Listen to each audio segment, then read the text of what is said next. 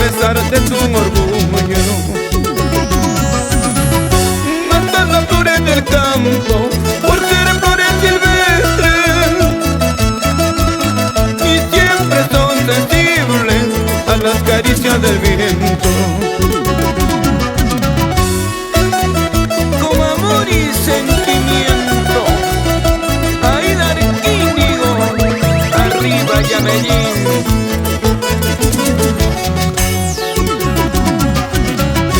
Matan las flores del campo por ser flores silvestres y siempre son sensibles a las caricias del viento.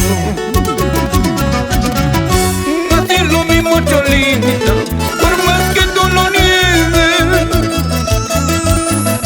siempre cae retenida a mis caricias de amores.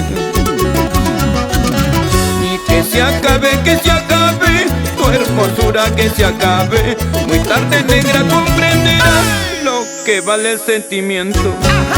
Que se acabe tu hermosura, que se acabe. Muy tarde, negra, comprenderás lo que vale el sentimiento.